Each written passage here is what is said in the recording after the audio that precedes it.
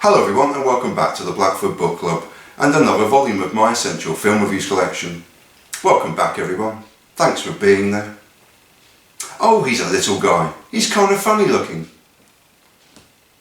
The film's opening slide sets the premise for this all-time classic Coen Brothers film and spawned numerous conspiracy theories and tall tales along the way, as on release in 1996. There were continual reports of people going to specific locations in search of a buried suitcase full of money. This is a true story. The events depicted in this film took place in Minnesota in 1987. At the request of the survivors, the names have been changed. Out of respect for the dead, the rest has been told exactly as it occurred. From the "This is a true story" disclaimer, the film follows a three-act structure, with the first act brilliantly portraying a desperate man, deeply in debt, approaching two travelling criminals to kidnap his wife. A kidnap that turns into a horrific and graphic triple murder, and the beginning to one of the greatest films of all time. Set in Fargo and Brainerd, North Dakota, this 98-minute film has everything and relies on a common Coen Brothers theme of a simple plan going wrong, going very, very wrong. Deeply and darkly comedic, the majority of the main characters from a surprisingly small overall cast of just 38 actors are immediately introduced in the first act. Jerry Lundegaard, William H Macy. Deeply in debt, bumbling and bungling, with permanent, fixed, fake smile across his face, Jerry is brilliantly brought to the screen by William H Macy, with Macy again showing what a versatile, excellent and comedic actor that he is. He brings the character to life expertly, and his descent into darkness is near perfection. Forever on the fringes of life, this permeates through his family, work and every facet of his life as he continues to try and cover up the grisly and unwanted murder of his wife. A performance that will resonate with more of us than we'll admit to, and a performance befitting of his Oscar nomination for Best Supporting Actor. Carl Showalter, Steve Buscemi.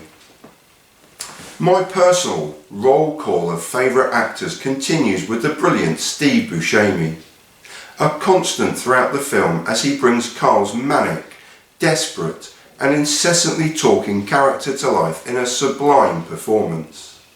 Yet another Coen Brothers character who is seemingly in control of both himself and his destiny, yet underneath the cracks are already evident and his life spinning out of control.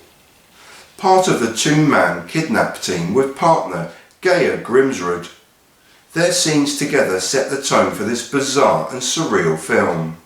Carl, outgoing and assured, incessantly talks throughout their time together, aptly demonstrated in the first act barroom scenes and their long car journey.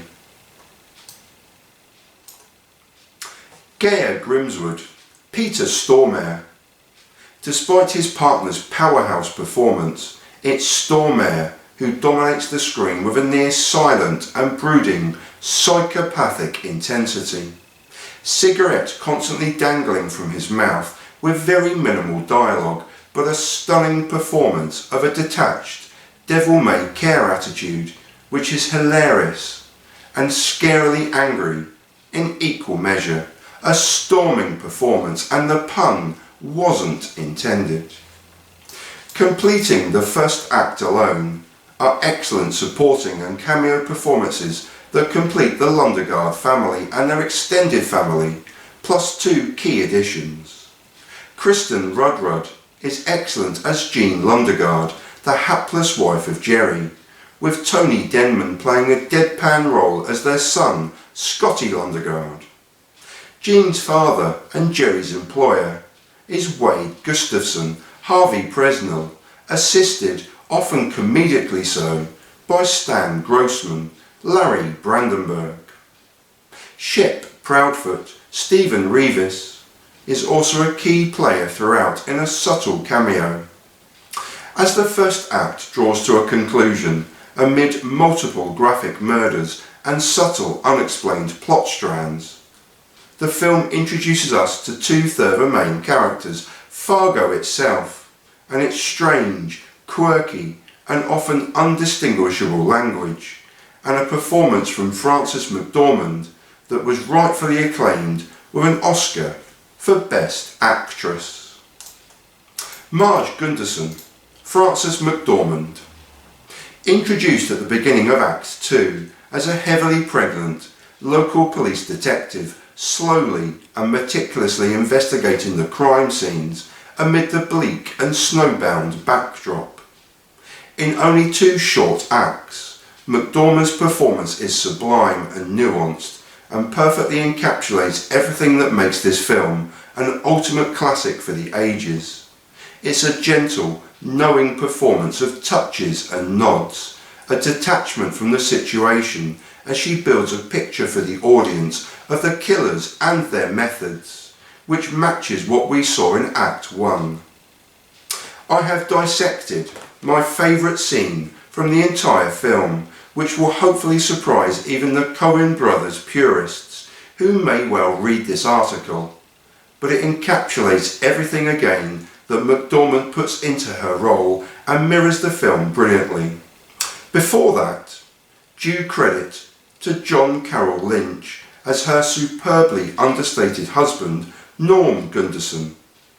Their scenes together are always awkwardly amusing, with minimal dialogue and always shot either in bed or eating. But their love for each other is genuinely touching and heartwarming, and the real heartbeat of the film.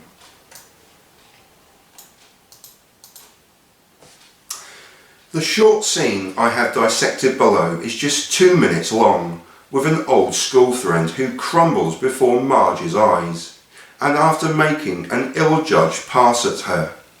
It's both a hilariously awkward scene and brilliantly written with sublime portrayals from Frances McDormand and Steve Park. Marge arrives for her meeting with long-lost friend Mike Yanagita, Steve Park, elegantly dressed for the first time in the film. Throughout the film so far, she has been constantly seen in her police uniform. Mike greets her rather too fondly. The camera zooms in on his real pleasure and not wanting to end their embrace, with Marge announcing, "I'm pregnant."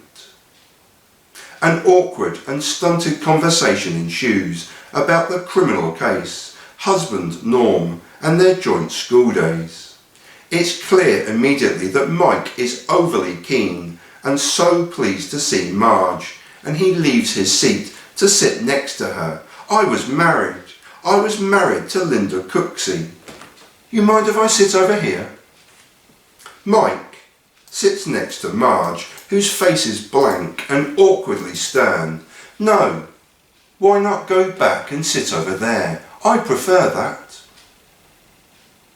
Marge's response is replaced by several false smiles as she tries to re-engage Mike in conversation. However, he's crestfallen and slowly slips into a deeper and darker conversation before admitting his wife had recently died after a long illness. Breaking down in front of a bemused Marge, unable to take in the immediacy of this turn in the conversation. "Mike, then I saw you on the TV and I remembered, I always liked you." Marge, "Well, I always liked you, Mike." "Mike, I always liked you so much." "Mike, I've been so lonely." Drinking heavily and quickly on her Diet Coke, Marge's face is a picture of bemusement and abject terror as she wonders how she has found herself in this position with an old friend now breaking down in front of her. The scene is a simple one, with only 2 cameras at 2 wonderfully different and wonderfully surreal performances. Fargo itself and the local fractured, strangely understated and to-the-point language are other distinct characters. The language and dialect is distinctly Nordic, with all characters constantly nodding and "ja" instead of "yes," "heck d'you mean" and "you betcha," plus many, many more. The language may be grating to some, and is often criticised as disengaging and confusing, but taken as a whole it complements the madness of this film.